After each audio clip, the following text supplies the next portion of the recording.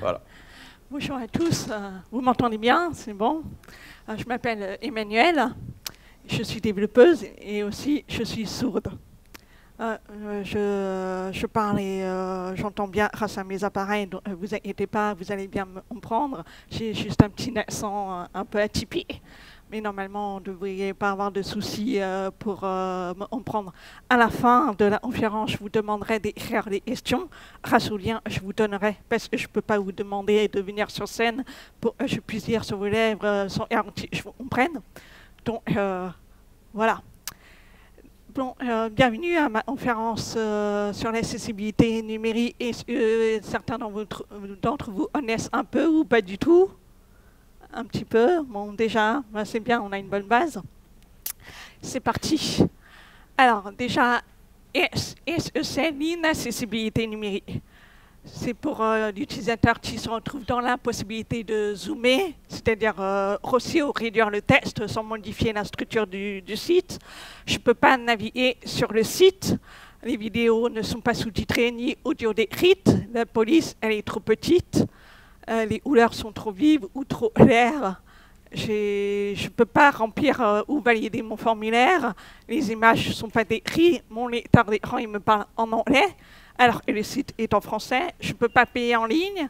Il y a plein de boutons ou de liens identiques non décrits. Je ne sais pas par où commencer. C'est des exemples parmi d'entre elles et qui vont être reproduits par les utilisateurs ou les utilisatrices si au fil des années, ils n'arrêtent pas de tweeter en disant qu'ils ont des problèmes sur Internet. Parmi d'entre elles, c'est par exemple Fernido, au moment où il a voulu payer sur le site FNAC, il n'a pas pu parce qu'il ne sait pas il doit choisir. Sylvie, elle a essayé de finaliser son inscription. Son lecteur d'écran lui a dit bouton. Et le bouton choisir, elle ne sait pas. Sylvie, elle a eu un problème avec son lecteur d'écran qui a vocalisé en anglais, alors et le site est en français. Céline, elle veut pouvoir réserver des places dans les restaurants. Elle se retrouve souvent dans la possibilité de réserver parce que les sites de restaurants ne sont pas accessibles. Ça représente 2% d'entre eux d'après elle. Pour ma part, moi j'ai des problèmes de vue, donc je suis confrontée souvent à des problèmes de contraste. Et souvent, sur les sites, il y a des problèmes de contraste, je n'arrive pas à lire ce qui est écrit. C'est peut-être joli, mais moi, je n'arrive pas à lire. Céline, on lui dit adresse du lien. Elle ne sait pas où il est. Et à chaque fois qu'elle ouvre, c'est une pochette surprise pour elle. Céline, elle adore tweeter ses problèmes d'accessibilité. Elle veut valider un formulaire et il y a des erreurs. On se retrouve souvent avec des encadrés en rouge. Sauf que Céline, elle est aveugle, donc elle ne peut pas savoir que le champ est en rouge et l'information n'est pas vocalisée sur son lecteur d'écran. Donc elle ne peut pas aller plus loin. Céline, elle veut une utilisatrice comme tout le monde, elle ne peut pas être tout le temps là pour recevoir ses colis. Et elle veut reproduire ses colis, c'est impossible pour elle parce que le site non plus, il n'est pas accessible. Et le site des impôts, il rencontre aussi des problèmes d'accessibilité, elle ne peut pas faire leur réclamation. Donc c'est des exemples parmi d'entre elles, voilà. Donc, l'accessibilité numérique, c'est la capacité pour toute personne de lire, c'est-à-dire lire le contenu du site, en plus de manière lisible, de pouvoir comprendre ce qu'on regarde sur le site, d'utiliser correctement, pleinement et sans blocage les sites digitaux, à savoir avec la tabulation, le lecteur d'écran, je peux pouvoir naviguer sur Internet sans problème. Les tweets d'avant, ils ont tous rencontré des problèmes. Et c'est très frustrant parce qu'on se retrouve dans l'incapacité d'aller plus loin. Et pour ça, il faut que le site soit totalement accessible. Pour qui nous avons plusieurs catégories. Donc, les personnes aveugles et malvoyantes, ils utilisent des loupes agrandissantes ou des temps d'écran pour naviguer sur Internet. les personnes sourdes ou malentendantes. Moi, on a juste besoin des sous-titres sur les vidéos ou des transcriptions sur des podcasts. Pour les personnes qui ont des problèmes de mobilité, savoir ceux qui ont des tremblements ou des paralysies du bras, ils ne peuvent pas utiliser la souris.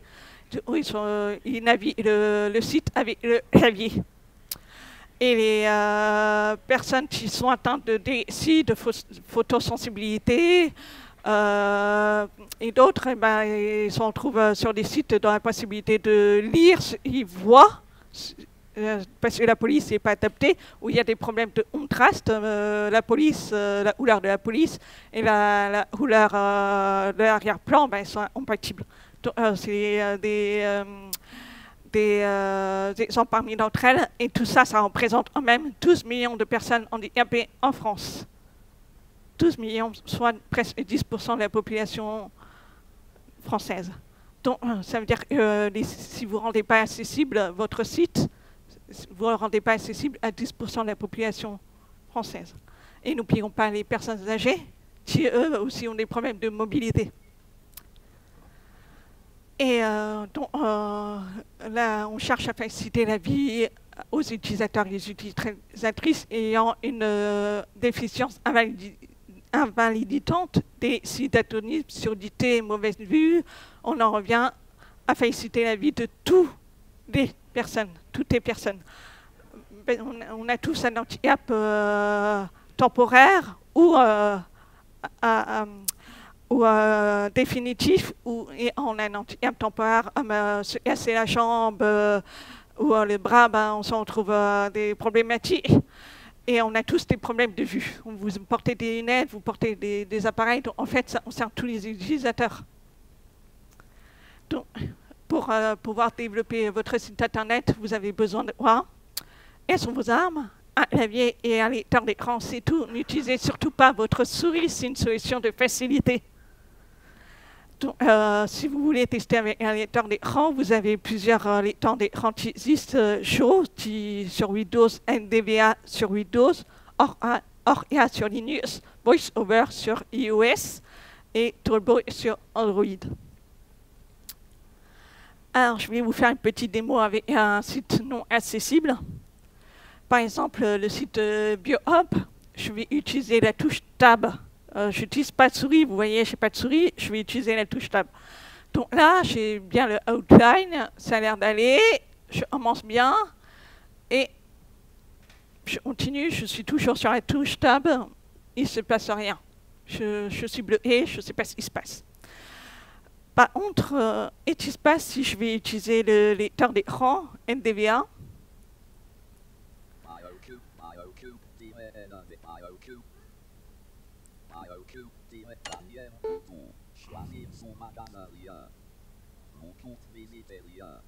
Navigation région liste, mes informations, mes magasins, ma liste de courses, mes adresses, MyOccup, mes compagnies, 0,0, dialogue, mon panier.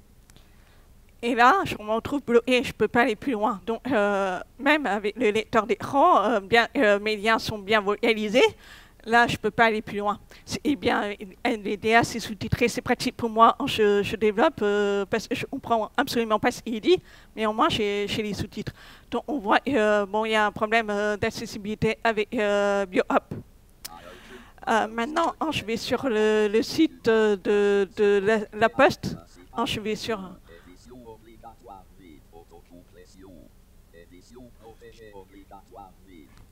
Alors nous, on voit que c'est une adresse mail et mot de passe, mais le lecteur d'écran, on ne sait pas s'il est vocalisé, on ne sait pas si c'est l'adresse email ou le mot de passe. Donc là déjà, on a un souci. Et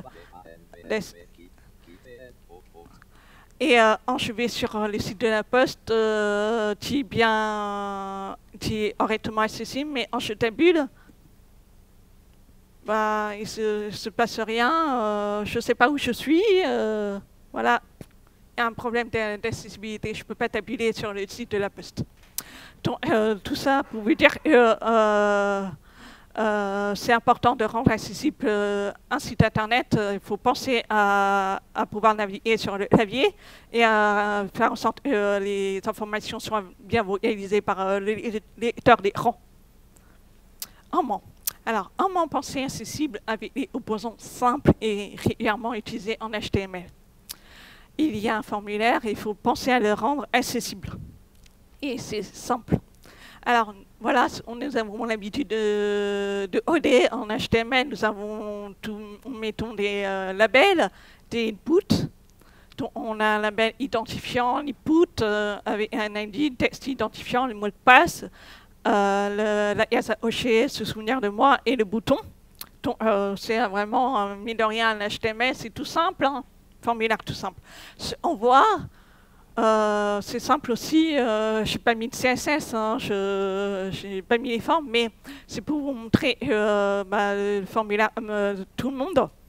On voit, et le problème, c'est que le lecteur d'écran il dit formulaire, région, annexion, groupe, édition vide, édition protégée, vide, et hoché, non hoché, annexion, bouton.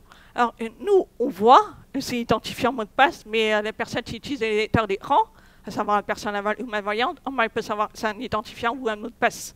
Elles se retrouvent bloquées. On modifie ça grâce à une astuce tout simple. Formulaire accessible, donc là, j'ai ajouté l'attribut for qui est l'étiquette de mon input. Donc, dans mon ID, j'ai le texte identifiant de mon input et je reprends l'ID dans mon attribut for. Et c'est valable dans chaque label, je retrouve également dans mon checkbox. Le visuel, il ne change pas, ça n'a rien changé, mais par contre, ce qui fait toute la différence, c'est l'écran, il va dire formulaire, groupe, connexion, identifiant, édition, mot de passe, édition, protégé, et ça hoché, non hoché, se souvenir de moi, bouton, connexion, en groupe, en des formulaires. Et voilà, grâce à l'attribut for, on a rendu accessible le formulaire. Avec la page de connexion, parce que c'est des opposants simples.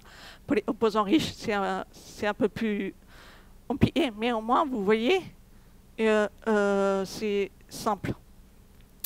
Et on a des champs obligatoires. Comment renseigner cette information-là? Parce que, au début, dans la tweet de Céline, elle dit je m'en suis retrouvée bloquée, je ne peux plus aller plus loin. Donc, on a oublié de mentionner l'attribut read sur les champs obligatoires pour dire que cette information est obligatoire. Et on rend le champ obligatoire, le lecteur d'écran va réaliser édifiant édition obligatoire. Mot de passe, édition protégée obligatoire. Donc, on sait que c'est obligatoire. Et visuellement, nous, on peut mettre un historique pour montrer que c'est obligatoire. Mais par contre, on valide le formulaire, il ne faut pas véhiculer l'information par la couleur, parce que les personnes daltoniennes ne font pas la différence entre le rouge et le vert. Donc, vous mettez un message d'erreur sous le champ ou avec une icône pour montrer que ce champ-là est en erreur. S'il y a des images, il faut penser à les écrire. Alors, on a l'habitude de mettre un attribut at, on ne sait pas quoi mettre, on met le nom du fichier. Mais de rien, on met un nom au fichier. Problème, le lecteur d'écran, il va vous réaliser Rafi visuel underscore academy underscore de Paris underscore -11.png. Est-ce que d'après vous, c'est une information pertinente? On est d'accord. Donc, il faut décrire l'image. Je ne vous ai pas affiché l'image parce que c'est pour vous montrer que on est confronté à un problème d'accessibilité. On n'a pas accès à l'image. Par contre, si on va décrire l'image en disant « Message venant de la LMI de Paris émise le samedi 14 novembre, un point de situation sur l'ouverture des établissements scolaires et universitaires lundi en Île-de-France sera communiqué ce samedi en fin de journée. » Et on voit bien le lecteur d'écran, il restitue bien l'information. Voilà ce que ça fait en fiche image. On a bien du texte dans cette image. Donc, c'est important de décrire vos images. C'est une information importante et précieuse pour les lecteurs d'écran, mais attention, il ne faut pas l'utiliser n'importe comment. Si c'est une image décorative, à savoir le logo d'une entreprise, si ce n'est pas une information pertinente, dans ce cas, il faut laisser l'attribut vide. Par contre, si on tient une information pertinente, il faut décrire, que ce soit une photo, tu emportes des informations importantes, il faut décrire les photos, il faut décrire les affiches, il faut décrire.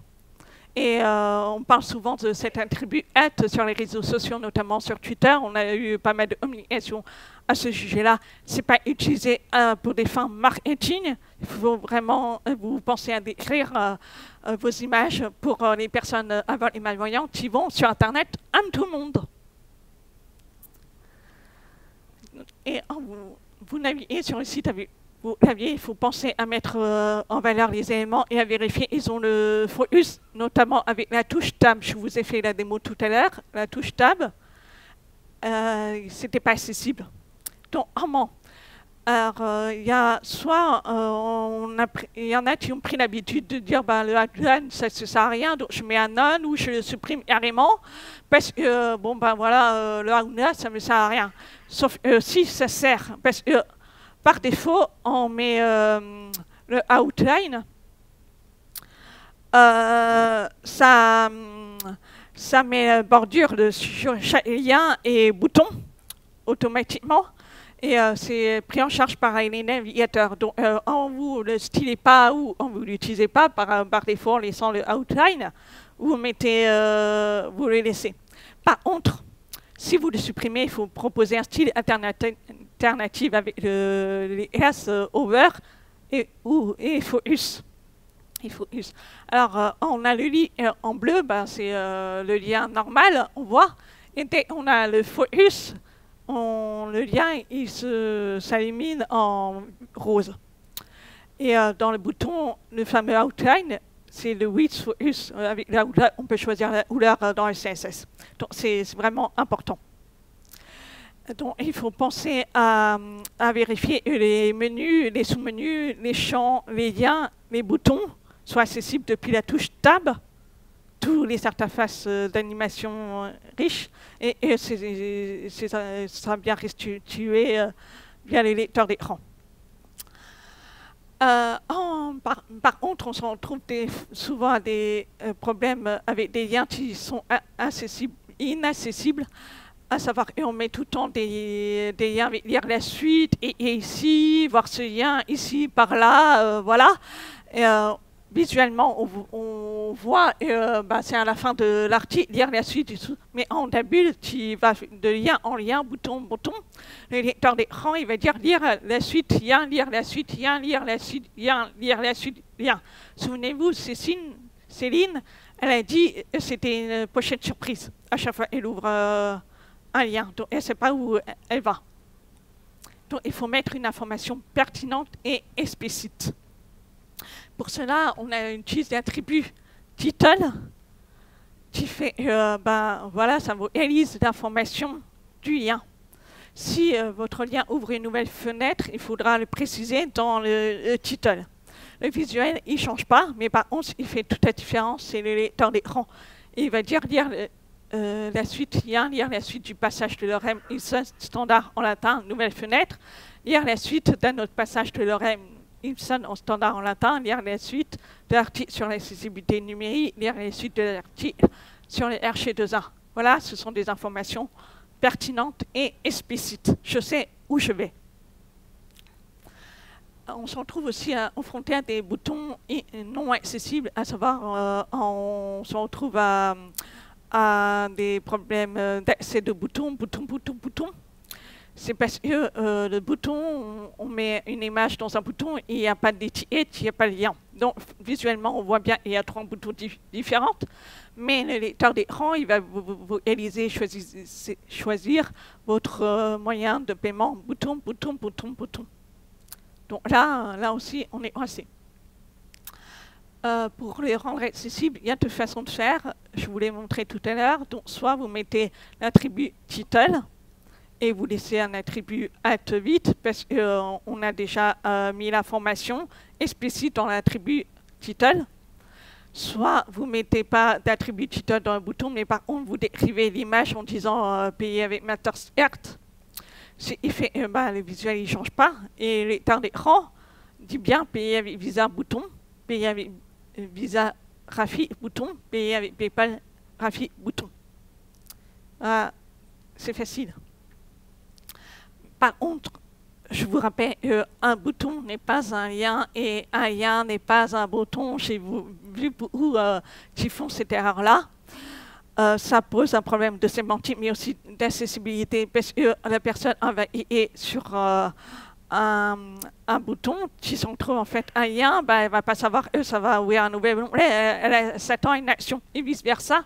On clique sur un lien, on s'attend à ça ouvre une nouvelle page, mais en fait c'est une action, et ça met en erreur la personne. Je sais qu'on n'est pas très doué en CSS, du coup on dit oui, je veux mon bouton ressemble à un lien, donc je mets un lien, et vice-versa, mon lien, je veux qu'il soit un bouton. Non, il faut faire un effort. Si ça doit aller quelque part, mettez un lien. Si ça doit faire chose, mettez un bouton. C'est aussi simple que ça.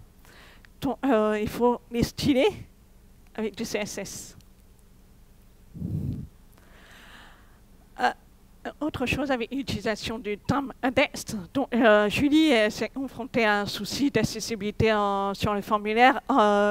Sur tous les champs, il y avait le terme index -1. Et le thème index -1, c'est désactive l'élément du focus. Donc, on ne peut pas y accéder. Donc, si vous ne saviez pas, vous savez maintenant, le terme index est très utile à la navigation du clavier parce qu'il permet de donner le focus ou pas un élément. Donc, en mettant le -1, vous enlevez l'élément du focus. En mettant le terme index 0, vous donnez l'élément au focus. À savoir, vous avez un div qui vous voulez qu'il soit iable, vous pouvez éventuellement mettre un terme index 0 ou un élément qui soit iable. Par contre, il ne faut pas mettre terme index 1, 2, 3 et 5, ça ne sert à rien. Ça nuit à l'ordre naturel de la navigation. Et il ne faut pas mettre un terme index sur les zones importantes du texte. Ça ne sert à rien non plus. Comment rendre accessible la structure du site. Donc, souvenez-vous, Sylvie a dit qu'elle a eu un problème de vocalisation, ça a été vocalisé en anglais alors que le site est en français. On crée des sites en React, en Angular ou autre framework, la génération va automatiquement y mettre HTML en English. Et on ne pense pas forcément à changer la langue du site. Pensez-y, parce que ce détail-là, il fait toute la différence. Et si dans votre page, vous avez des mots dans d'autres langues, en anglais, en latin, vous pouvez les mettre dans un span qui va vous réaliser la phrase ou les mots en anglais. Donc là, dans un premier temps, je vais dire le lecteur d'écran vocalise en anglais puisque j'ai écrit du texte en français. Et dès lors, je passe au span avec la langue en English. Then I write in English, the screenreader must be able to vocalize in English. Désolé pour mon accent. Donc voilà, ce détail fait toute la différence. Il faut aussi respecter la hiérarchie des titres. Il ne peut pas y avoir de trou entre H1 et H3. Il faut respecter la sémantique. Pensez-y à une table des matières sommaires. Et s'il y a un trou dans la table des matières, ça vous semble bizarre. C'est la même chose pour les lecteurs d'écran parce qu'on assimile toutes les informations avec les lecteurs d'écran. On assimile les titres et donc, s'il y a un trou, il y a un problème. Et en même temps, c'est bon pour les CSO. On ne doit pas utiliser les titres juste pour grossir ou réduire la taille du texte. Et on me dit, oui, mais je mets H3 parce que je veux mon texte soit plus petit. Non. Mettez le H1 et stylez ce titre, ou mettez la classe H3 et vous mettez avec les autres. Avec H3 et point H3. Donc, c'est important de respecter. Il faut aussi respecter la structure du document. Le header, le nav, main et footer sont obligatoires. Le main, il est uni, bon, ça on sait, et nav est réservé aux zones de navigation. Pourquoi je vous dis ça? Ça va jouer un rôle important sur le slide suivant, mais au moins, le lecteur d'écran va détecter aussi la structure du document. Et aussi, dans les zones, on va ajouter l'attribut rôle qui va donner une information supplémentaire pour permettre de donner l'information à l'utilisateur ou l'utilisatrice de l'écran d'écran pour pouvoir naviguer rapidement sur les zones les plus importantes. Donc, le rôle banner est lié au tag header, le rôle main, tag main, content info qui est footer, le search qui est utilisé dans une div en tenant la zone de recherche. Et le rôle de navigation qui peut être utilisé dans plusieurs nav. On utilise aussi le rôle pour les pop-up, les dialogues, les fenêtres modales. Et aussi, on a des alertes, rôle alerte. C'est des exemples parmi d'entre elles. Pensez également au zoom test. On peut agrandir le site jusqu'à 200%, voire plus sans l'intérêt et mettre les tailles en valeur relative, REM, EM ou pourcentage. Pourquoi je vous dis ça? Je m'en rends compte, j'ai oublié de vous faire la petite démo de zoom. Donc, je vais zoomer jusqu'à 250, voire 300, voire 50. Et je descends, je ne peux plus descendre. Donc, je retrouve un problème de zoom. Et si je réduis à 250 au minimum, là, ça pourrait aller. Mais bon, on a toujours ce gros trutigène qui prend toute la moitié de l'écran. Donc, vraiment, pensez-y au zoom. Parce qu'il y a des personnes malvoyantes qui utilisent le zoom pour agrandir. Donc là, aussi, avant le responsive, donc ça c'est un site qui date il y a très longtemps, et on soumet, il y avait des problèmes de blocs qui se superposaient. Donc en fait, les valeurs fixes, ça empêche que les blocs soient bien ajustés. Donc il faut mettre des valeurs relatives. Pensez également au contraste. On doit avoir un ratio minimum de 4,5,1 entre le texte et son arrière-plan.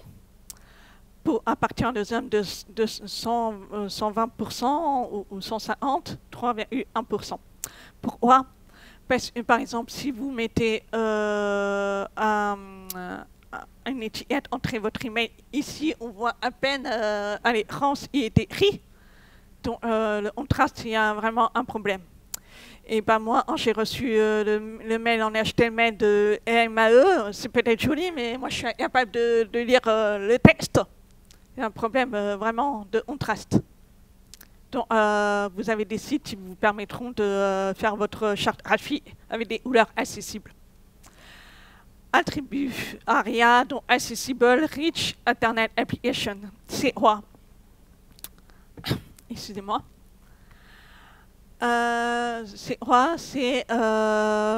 ARIA, c'est une spécification qui propose la possibilité de définir sur les opposants riches et simples une description des rôles, des états, des propriétés, de manière qu'ils soient reconnaissables et utilisables par les utilisateurs et utilisatrices de technologies d'assistance ou lecteurs d'écran.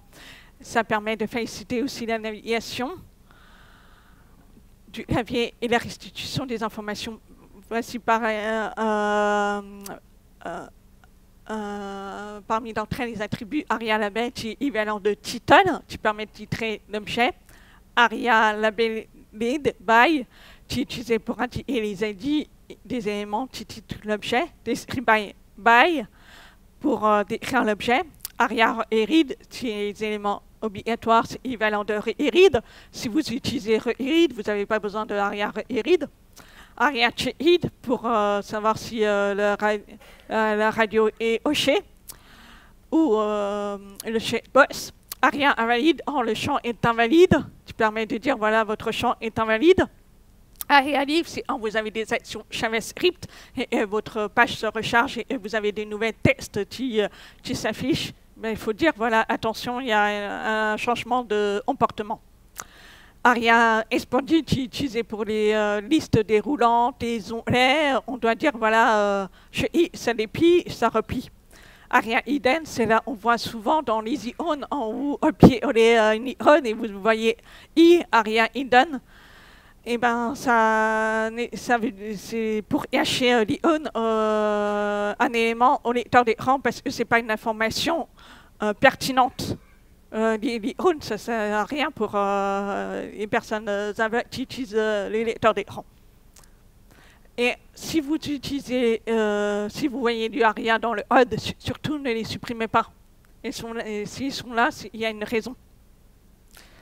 Et si vous ne savez pas les utiliser, essayez de vous renseigner de sorte comment bien les utiliser, de sorte que ce soit bien restitué sur les lecteurs d'écran et clavier. Et voilà, donc avec l'attribut des HTML, on rend facilement accessible. Et ça, je parle pour les composants simples. C'est sûr qu'avec les composants riches, il faudra nécessiter des actions JavaScript tout en utilisant des attributs ARIA pour mettre à jour les informations et les valeurs. À quel moment on commence à concevoir l'accessibilité numérique? Dès le début du projet.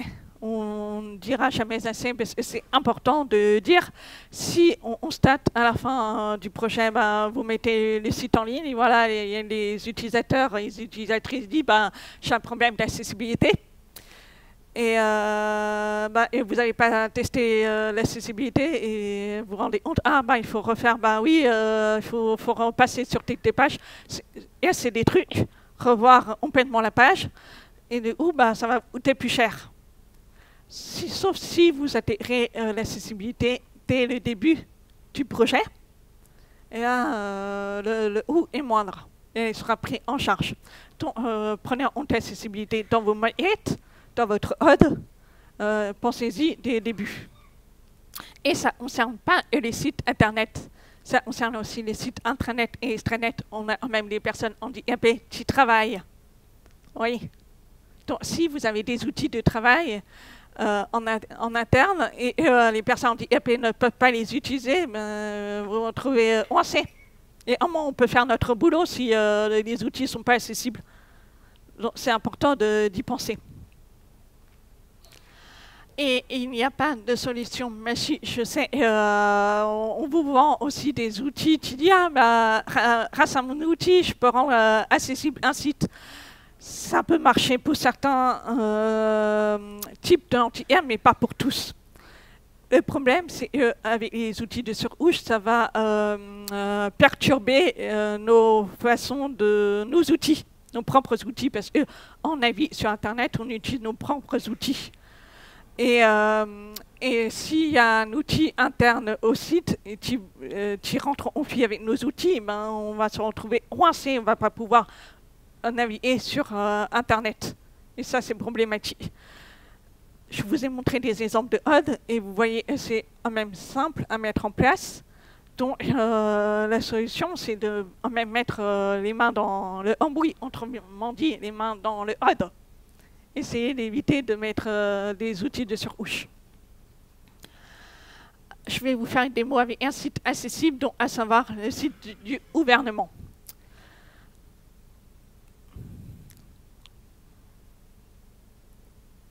Si vous recherchez, bienvenue sur toute liste de 4 éléments. Accédez au menu lien.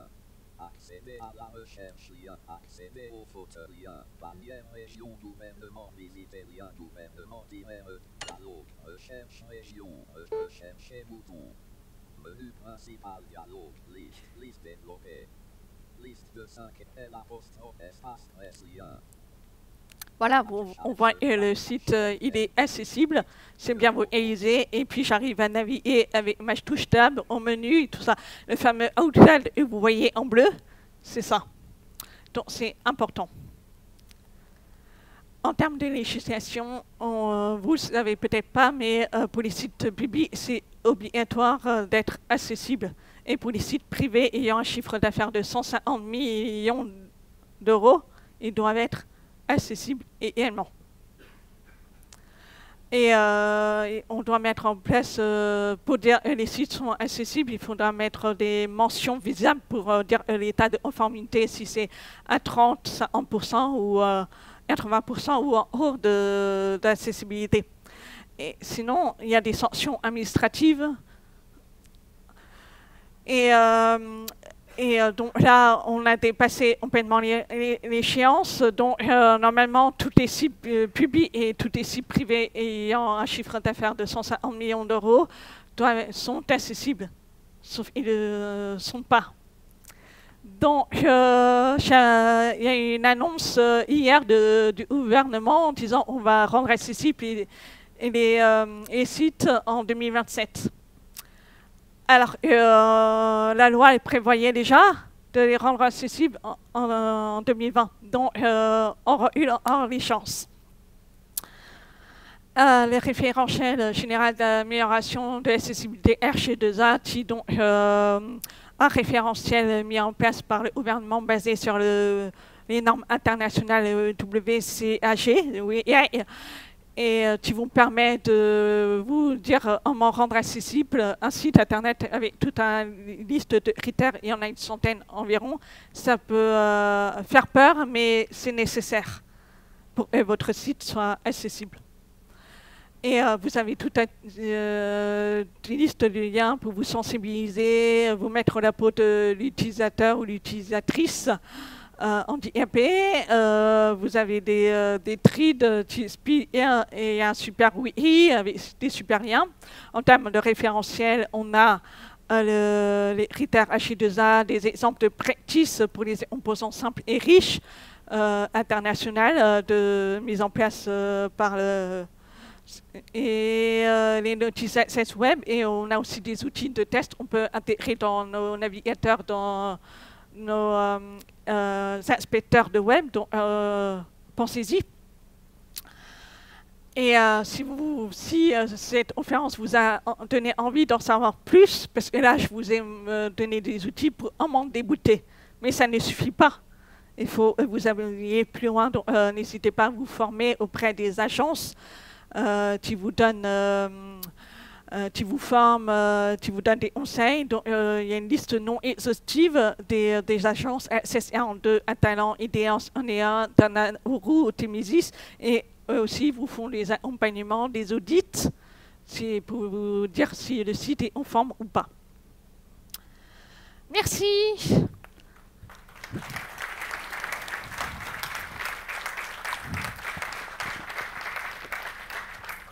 Si vous avez des questions, alors flashez le hotbar et moi je vais les lire. C'est bon, on a 5 minutes de questions, c'est ça?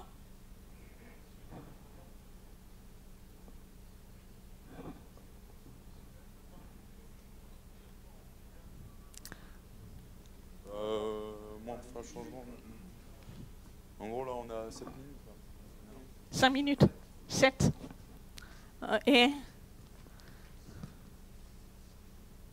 donc, je vous donne le temps de flasher le HUD si vous avez des questions.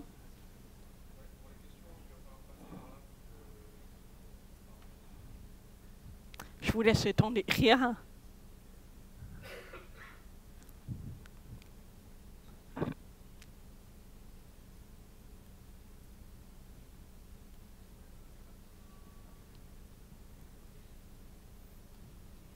Le lien il fonctionne, j'espère, j'avais testé. Hein. S'il n'y a pas de questions. Ah ben, moi je suis de nature un peu impatiente, c'est pour ça.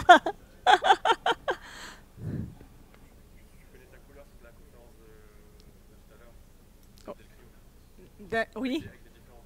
Oui. Oui, c'est... Alors, Je pense que les entreprises ne portent pas assez de budget sur l'accessibilité à l'information complète. En pensez-vous? Oui, en fait, je pense que c'est un problème de sensibilisation aussi, d'accompagnement, parce qu'il y a beaucoup de développeurs, ils sont formés à l'IA ou alors des formations ne parlent pas suffisamment d'accessibilité.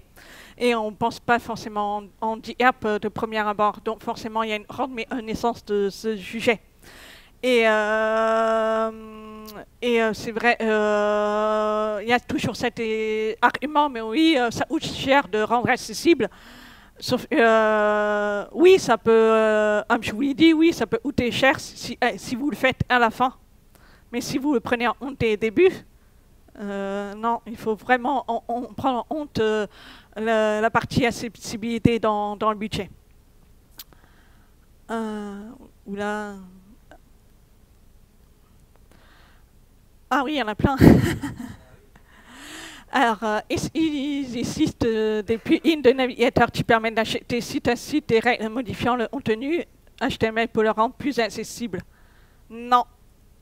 Non, comme je vous l'ai dit, les outils de surcouche, ça peut changer la couleur, ça peut changer la police du style, mais il ne va pas faire votre travail à votre place, il ne peut pas décrire à votre place les images.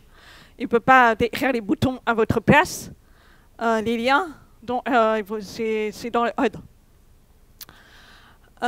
Bonjour, merci pour la conférence. Je me demandais si le logiciel permettant de créer du HTML à Webflow était performant ou pas du tout. Je ne sais pas répondre à cette question. En fait, à partir du moment où il y a du HTML, il faut le rendre accessible, que ce soit avec les frameworks JavaScript, React Angular ou Vue.js, il y a toujours la partie front à faire et donc rendre HTML accessible en HTML. Est-ce que vous avez des exemples des sites non accessibles, mais comment avez-vous étudié votre ordinateur sur Internet? Alors, en tant que personne sourde, je n'ai pas besoin de lecteur d'écran ni de clavier, mais par contre, il y a beaucoup de vidéos, énormément, et des podcasts. Je rate pas mal de choses. On ne sait pas sous-titrer et ni transcrit, donc forcément, c'est un peu frustrant. Surtout, on me dit, mais il y a des sous-titres automatiques.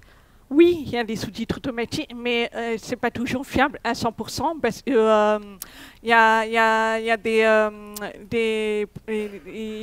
des langages métiers, les termes français, les mots techniques, les noms humains, les noms propres, enfin il y a tout un... Et on parle vite, enfin ça va dans tous les sens. Et si vous voulez voir vous-même, coupez le son de votre vidéo et vous verrez les sous-titres automatiques. Ça marche à un certain moment, mais ça peut marcher à d'autres moments. Donc voilà, il faut vous vérifier. Et si vous voyez il y a des erreurs, n'hésitez pas à corriger. Vous pouvez vous servir de cette base de sous-titrage automatique, par exemple sur YouTube, et vous fournissent une transcription automatique et vous pouvez les corriger dessus. Donc, vous n'avez pas la synchro à faire, ni la réalisation des sous-titres à faire, il vous reste plus à corriger et je vous encourage à le faire. Ça permet d'apprendre à l'intelligence artificielle à corriger ces erreurs. Je n'ai aucun doute d'ici quelques années, ce sera en plus performant. Il y a des années, ça ne marchait pas du tout. Aujourd'hui, ça marche un peu mieux, on est à bon progrès.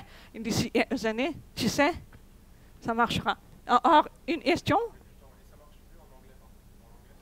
Oui, en anglais ça marche mieux, mais il y a même des sourds anglais qui disent...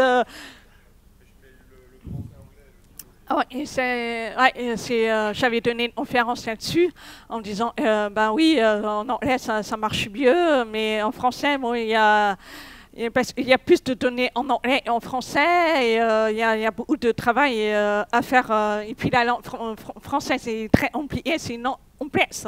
Il faut l'assimiler. Alors, faut-il... Jusqu'à 30, bah, très bien.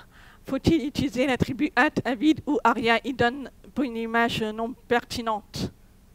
L'attribut at, vide, ouais, il arrive. Parce que comme ça, la personne essaie... Il y a une image, mais elle n'est pas pertinente. Aria Hidden, je ne vous déconseille pas, c'est plus pour l'Easy Own. On a un élément pour l'Easy Own ou pour quelque chose où vous n'avez pas besoin de... C'est pas une information pertinente. Mais dès qu'il s'agit d'une image, il faut laisser l'attribut alt.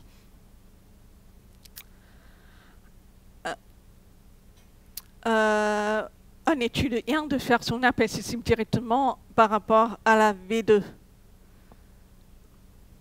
Je ne sais pas trop on pris la question, mais oui, c'est important de rendre son app accessible parce que même les personnes malvoyantes utilisent leur portable pour naviguer sur Internet.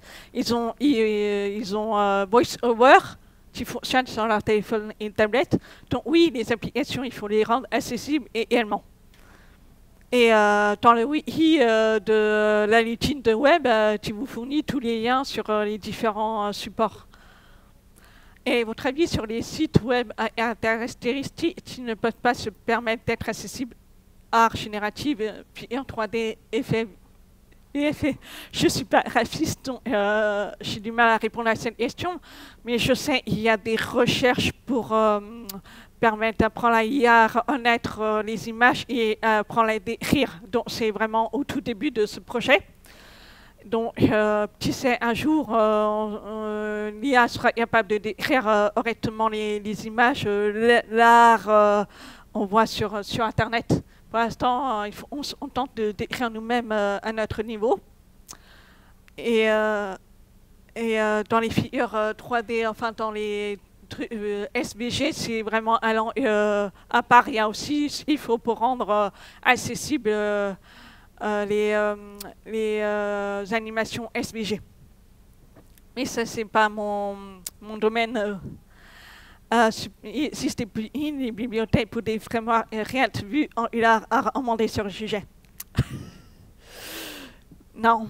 En fait, oui, il y a des exemples accessibilité sur les sites de Bootstrap, Material Design et tout ça, mais on décharge des plugins, on vous dit, voilà, ce composant a l'air chouette, mais de premier abord, il est pas accessible. Donc, il faut vous essayer de faire vous-même.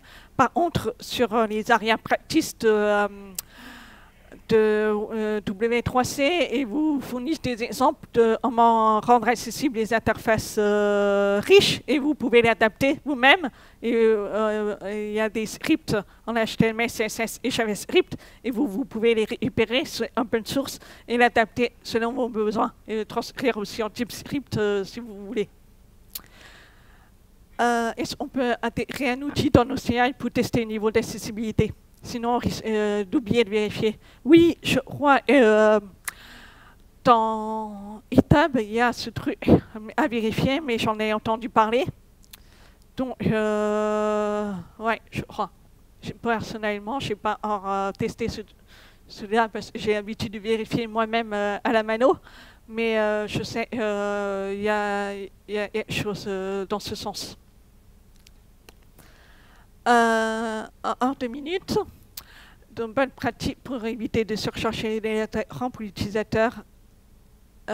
Exemple de slide paiement en ligne, éviter Rafi par exemple. Alors, ça, je ne voulais pas bien expliquer, mais en fait, Rafi, c'est pas vous qui écrivez Rafi, c'est le lecteur d'écran qui dit Elise Rafi pour dire c'est une image. Donc, quand vous êtes dans la tribu hâte et vous disiez voilà un magnifique chaton, et ben le lecteur d'écran il va dire Rafi pour dire c'est une image, Rafi un magnifique chaton. Donc en fait il y a des informations qui disent il y a un bouton, vous l'avez vu dans les lecteurs d'écran, ce sont des choses qui sont vocalisées par le lecteur d'écran, indépendamment de notre HUD.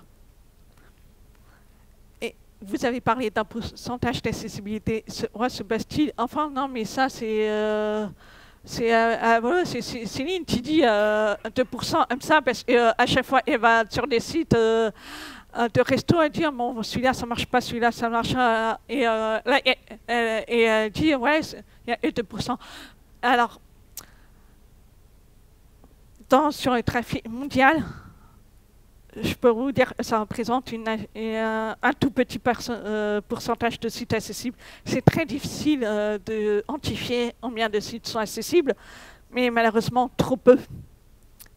Et ça, on essaie de travailler dans ce sens, de sensibiliser les experts, les développeurs, les étudiants sur l'accessibilité pour rendre accessibles les sites Internet à tous et toutes. Voilà, merci beaucoup pour vos questions.